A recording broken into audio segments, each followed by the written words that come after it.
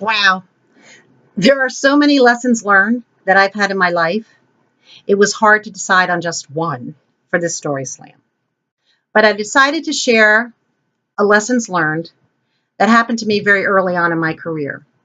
And it's about communication, and more so, it's about the authentic, honest, two-way communication you have with the media.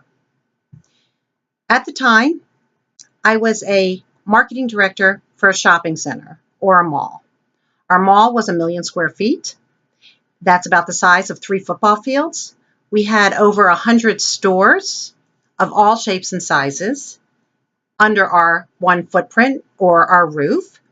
And my job, very simply, was to get as many people as possible to shop in our mall, in our stores, and to spend as much money as possible.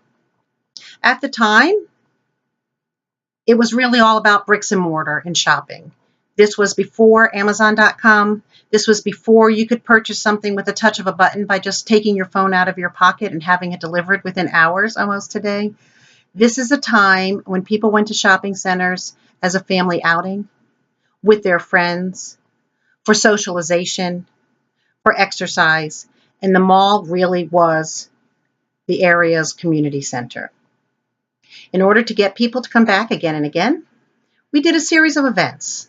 We did book fairs. We did flower shows. We had car shows. We had fashion shows. I had teen boards where teens would come in and do various activities with children. We would have, of course, the Easter Bunny, where people would come and line up to get photos with the Easter Bunny. People would come visit Santa again and again and again. So at the time of this lesson learned, I had done hundreds and hundreds of events. This was nothing new for me. I felt like I could do it in my sleep. And maybe that was one of the problems. 3 days before Christmas, which for any marketing director of a shopping center, that is the most exhausting time because we have been working on Christmas promotions probably since the summer. So 3 days before Christmas, an executive director from a local nonprofit organization comes to me and says, I have an idea. I saw it in another market, and I think it would be great to do here in Tampa Bay. I did not know this marketing director at all. Again, probably in my sleep. I said yes. And the next thing I know, we're doing this event called Children's Playhouses on Parade. It really was a wonderful program and a wonderful idea. I just didn't think it through. What it was is builders would donate their time and their materials and their talents and build a child's playhouse for auction. The playhouses would be placed in the mall, similar to a car show. So think about a car show, but only playhouses for children. People could vote on their favorite playhouse for just $1. And then they also had the opportunity, that vote was a raffle ticket where they could possibly win the playhouse. Sounds like a pretty simple idea. We thought at the time we could get about 10,000 people to vote and make $10,000 for the organization. We thought it would be a nice program to do in the spring when things were a little slower. As somebody who did hundreds of events, I said to the executive director of the nonprofit, I will create the criteria for the builders. Not a problem. Plus, they're coming into our mall. We have some policies and procedures that you'll need to follow, and I'll write it all up for you. And that's exactly what I did. By myself.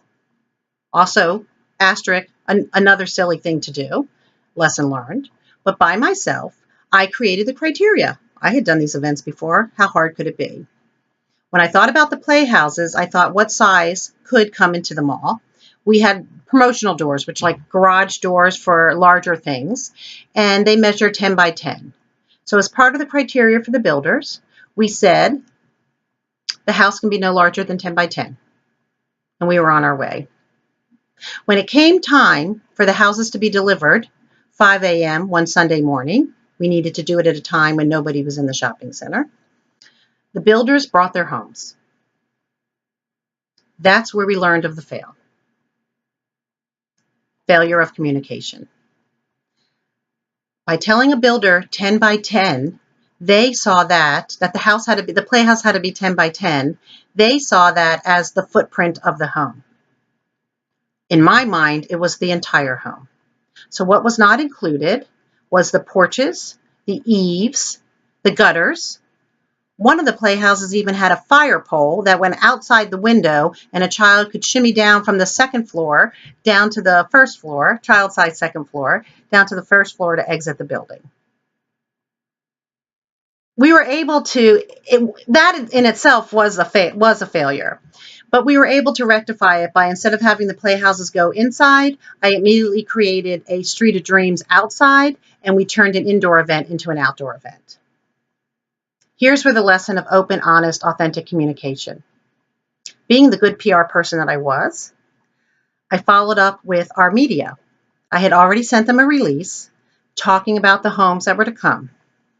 I called one reporter in particular who covered the retail sector, and I said, the houses are here, and I hope you can come see them. The reporter's name was Mark Albright, and he said, quite honestly, this doesn't sound very interesting to me. If we have a slow news day next week, maybe I'll come by. I said, okay, when you come by, in case I'm not here, please know that the houses now are outside the mall instead of inside the mall, as we originally told you. He's like, outside the mall, why? I said, well, they didn't fit inside the mall. I had actually measured wrong, and so we had to do an immediate change when the houses are delivered. The reporter took a pause, and he said to me, now that's a story. I'll be right over. Sunday morning by noon, the same Sunday morning when they were delivered, the retail writer was over at the mall writing a story about these playhouses, fully including the failure to measure that I did, name and all. But what happened with that is we had a story above the fold, full color, photos. That event drew so many people, we raised $60,000 for the nonprofit organization instead of the intended original 10. So again, the moral of the story is open, honest communication. Don't forget to say when you mess up, when you fail. You never know when it can work in your favor. Thank you.